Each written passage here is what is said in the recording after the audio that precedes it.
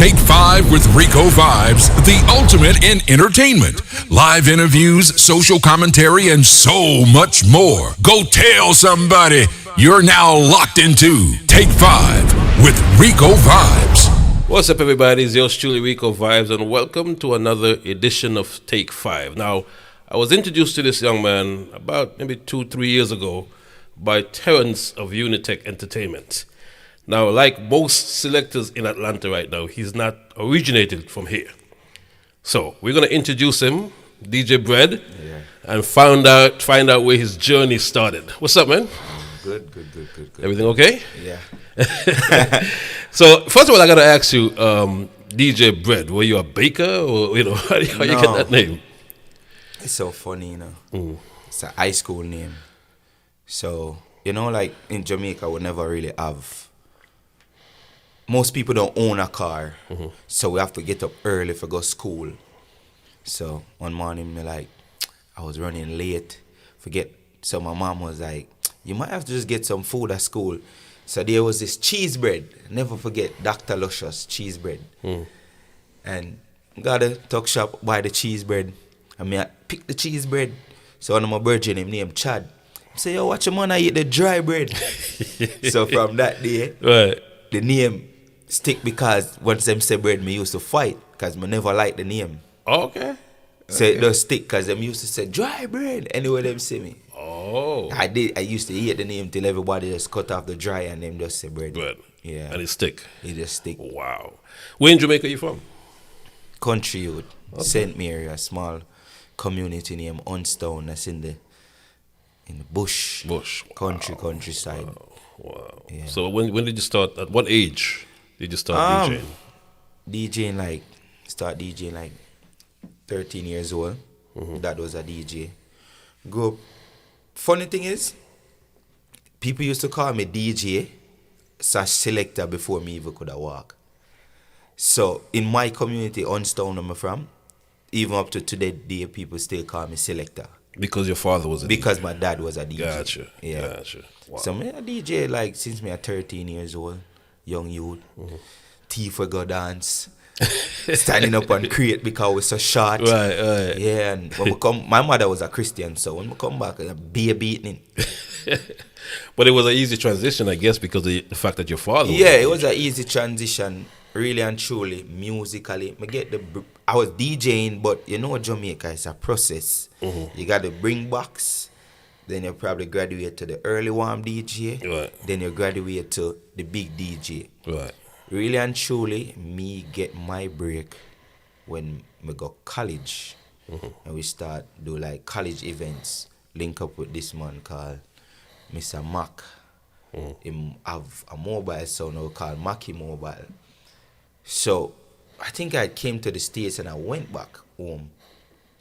And it was a Friday and I must say, yo, I want a DJ to come play some song. I must say, what you up to this Friday? I said, I'm not up to nothing.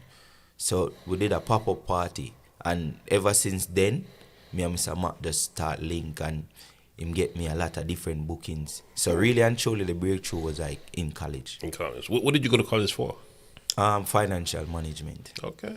You wanted to manage money from yeah, because I did business ad, principle of business, principle of accounting. That's what I did in high school. But my high school was weak. I did a mixture of science and business subject because I did chemistry and bio too.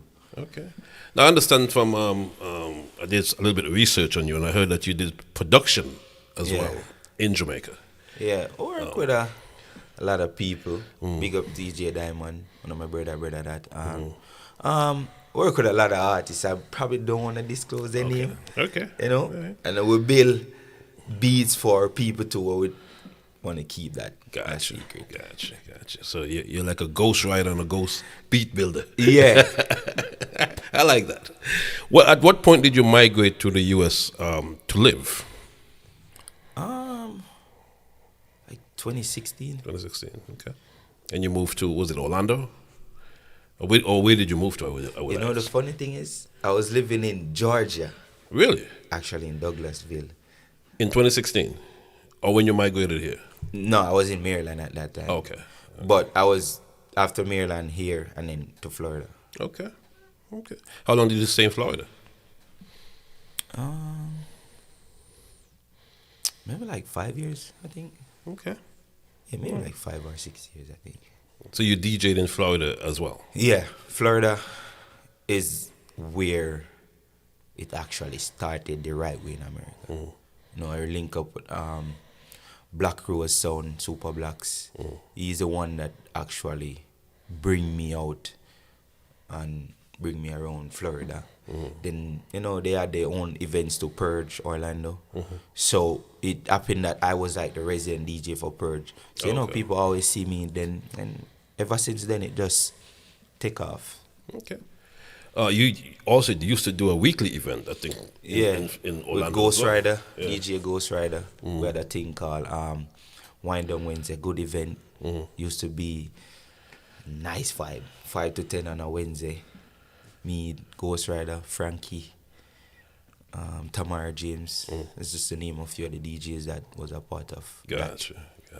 What made you decide to move to Atlanta? I mean, being in sunny Florida, I mean. You know, the move to Atlanta was more of, it's beyond my control, but it was still within my control. You still wanted to achieve other stuff. At one point, me really did feel like I max out in Orlando, where like, yo, you don't feel like you could get Any further? further. Like you've topped out? Yeah. Gotcha. And then Terrence was like, yo, forward. And then forward, you know, Terrence always gonna have me on the events them. Right. And he was guiding me throughout everything. Right. Of course, that's an advantage. Yeah. You know. It kind of different, you know? Yeah. A lot of people didn't know me. Right. Some people do know me, like the older folks Right. in Atlanta, because they know I've been coming to Atlanta Right. for quite some time. What do you see that's different, or is there anything different in terms of the market here and the market in Orlando? Orlando have a smaller Caribbean market. Let's say that. There is more events here because you guys have a lot more weekly events. And even though Orlando have weekly events, you guys rotate the DJs on the weekly event. Right. In Orlando, I think they just stick to The same set of the DJs. same set of DJs. Which is almost the same thing here. Somewhat, but here they do have like guest DJs, Right. and stuff like that. Okay. I mean, if you look at most of the party scenes, it's the same 4 to 5 DJs that have been rotated. So, Yeah. but that's another story for another time. What was your first big event that you played on here? Do you remember? Here? Here in Atlanta. Here. So I did Rum Punch. But at that time, Rum Punch was never at It wasn't at the music hall. okay. So I think maybe Terrence Memory Lane Okay. At- which is at Grand Crystal. which is part of his birthday weekend. Yeah, Okay. that one at Grand. I think that was the last one at Grand Crystal. Okay. That Memory Lane. Right. Okay. Wow. What is your goals? I mean, you know, there's a lot of selectors here, man. So, you know, you gotta say to yourself, okay, what are your personal goals as a selector? As a DJ, my personal goal is just to be different. Right. Yeah, I try to create something different. So I'm always gonna stand out different from other DJs. I try to be creative in terms of how I bring across my music, transition, the ideas of how I DJ, just to be different. Because if you're doing the same thing that everybody else is doing, what's gonna make you different? True. You're not gonna stand out. You're not gonna stand out. So I try to, you know, I listen a lot of music, old, new. I think I'm one of them DJ that can fit within any crowd, old, young, because I'm a music lover. I love music. So my goal is just to be different. And when you're different, some people will receive it and accept it, and might take others a longer time to accept what you're doing because it's foreign to them. But eventually, them could come around. How do you handle in every business? You're gonna have competition. You're gonna have opposition. How do you handle that? tunnel vision. Tunnel vision. Stay focused on what you want to achieve. No? Stay focused on what you want to overcome, your obstacles, your goals. Because, yeah, in everything there's competition. Yeah. But it's a better product that sells. That is true. That is true. Let me give you a scenario. From growing up in Jamaica, I never see Dragon Stout do a commercial. Okay. But people always buy Dragon. Yeah. Yeah, so it's a better product that sells. So if you're doing something and you're doing the right thing, even if it doesn't happen right then and right there, over a period of time, they will come around and accept it. What's your favorite, I mean, as a DJ, what's your favorite genre of music? Or what you're more comfortable playing? I get this question all the time. Yeah. I love R&B music. Okay. I love R&B music, and I love reggae music, but it's so close with R&B and reggae. Right. But I will give R&B the edge. It's just something about R&B music. It's just so soothing. But when I said reggae, I like the older reggae, like the Dennis Brown, the Garnet Silk, those type of reggae I like. The new reggae, yeah, they're good, but I just gravitate more towards the older reggae music. Right. Would you say you have an old soul then? Maybe. Because we look at you, we say, we look at him and we say he's a young guy. He's not a young guy. He may look like a young guy. He takes care of himself, you know what I'm saying? Yeah. But, we're definitely not that young. Nah. How does your family, of course your father was a DJ, you say your mom is a Christian. How does your family take the fact of the business that you're in? All right, you see my mom, I have a very supportive mom. I can always say that. My mom is very supportive of, this is what you want to do, and you're going to do it. At first, my mom never liked the idea of me being a DJ, but I was always a good student in school. I never forget the first event that I played at, and I think I got like 15 grand. At that time, Jamaican. yeah. 15 grand Jamaican. As a little young youth, you feel like you have a whole heap of money in your pocket.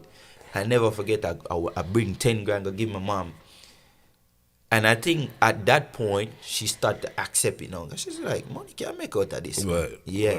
Right. So, yeah, my family, them support me, man, in whatever I do. Because I'm always I'm not the kind of kid when growing up being a trouble and nothing like that. I'm always a good kid. So they just support whatever I'm doing, even though they don't believe in it. Right. They're not gonna be like, "Oh, don't do this, don't do that. Right. This is what you want to do. If this is what you love, do Right. it." And it's not badness. It's No, it's it's entertainment. So. It's not. Yeah, it's Right. funny thing. My family have never even hear me curse. I've never heard you curse. Exactly. So, Yeah. it's just different. Will you still do production now that you're here in Atlanta? The funny thing, as I said that, I was on the plane last night, and I couldn't sleep, and I have a new rhythm that I was knocking on the plane. So hopefully, we can work with some of the Atlanta artists. Them see a few that really talented Atlanta based artists. Them they can reach far, but with music, it all have to do with team. And even with me as a DJ, I'm one of the DJ in Atlanta. My breakthrough was different from every other DJ in Atlanta because I have a team of people that was working. You have a Unitech in your corner. not everybody got a Unitech in their corner. I have okay? a team of people that was working with me. Right. Yeah, remember I was the early warm DJ for all the events. Yeah. But there were big events. There were big events. So even so if I'm there's playing, no such thing as early warm on a big event. Yeah, so after a while, other people start see that that you tell him can do him thing, Right. Okay. Yeah, so there's good artists here. They just need a good team. They need to because it's a business. At the end of the day, music, DJing, artists is they call it music business for a reason, correct. Not just do it because you can do it and you can have fun with it. Yeah, have fun, but it's always making money. Okay. Now this Sunday you got your first event. I think it's your first event that you're promoting here in Atlanta for yourself. It's your birthday event. Talk a little bit about that. So It was named Euphoria before from Florida days, but we decided we're gonna switch it up. It's the same meaning and call it Euphoric this year. So we have local DJs and we have like DJs from out of town, you know, Juggler. We have Flawless, we have English, Ecstatic Sound from Miami, and we have Top Flight. He's a DJ from Orlando too. And then we have DJ Redman. He's a Washington DJ from West Coast. Good DJ. I was just there Sunday doing his birthday party. Okay. So you got an all-star lineup. It's a great lineup. Okay. It's a lineup that I believe in, and I feel like every DJ can do what I expect and above. Yeah, it's a good lineup. So it's going down at the brand new Nostalgia. Yeah. For those who don't know, that's the old 426 on Memorial Drive. What time does it start? So really and truly, we have the doors opening at 5. Okay. And then, we'll go until. Okay, until. Until. Yeah. What are your expectations for it? I mean, you've done it before. It's the first time here, of course. So what are your expectations? My expectation of my birthday party, like, I try not to have expectations. It might sound weird, because expectations lead to disappointment. Absolutely. I just go with an open mind, like, friends and people that support me, DJ Bread. It's my birthday. It's my first event here. Let's come out, have a good time. It's a nice atmosphere too, and good DJ lineup. So my expectation is just to have a good time and ensure that the patrons that are coming out to support me have a good time too. Okay. Are you still a part of the sound in Orlando? Black Rose. Black Rose. Yeah. Okay. Blacks decided they don't want to play music again, but we're still holding up the banner, Gotcha. Yeah. What else do you have to say to your supporters and even your critics? My supporters, I always appreciate the support. I appreciate the love that all these people showing me over the years, being there for me. Because, to be honest, last year, maybe like July, I quit. You quit? Quit playing music? Yeah. Why?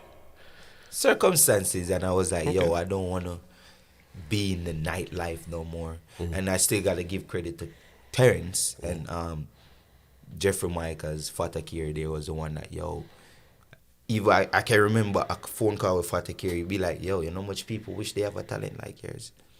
You can't just stop so. So they pushed me to like, you got to do this, man. Even when I didn't want to be on events, Terrence still, you're booking, just send me the flyer. So I still have to go out there. Gotcha. Gotcha. Wow. So my critics, I don't have no negative thing to say about my critics because they make me be a better person. Yeah. With that critics, their motivation. Yeah. It shows me where I can improve. Because sometimes your supporter is not going to be honest and be like, that mix was trash. But your critics are going to say it. So they're going to motivate you and you're going to look into yourself and say, this is the area where I can improve on. Do you think there's anything that you can improve at this moment in your career?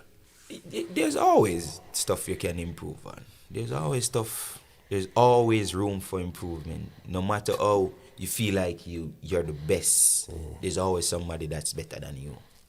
Okay. Have you been to Africa yet? Because everybody, a lot of people see me on the talk and say, "Is he from Africa? Is he African?" No, you get that a lot, don't you? Africa yet, but we've been to a lot of places before. Never been to Africa yet. Yeah, Africa. The funny thing is, I have 2 Afrobeat songs that I produce with some youth from Ghana. And so Africa is most definitely one of the places that I dream of going to.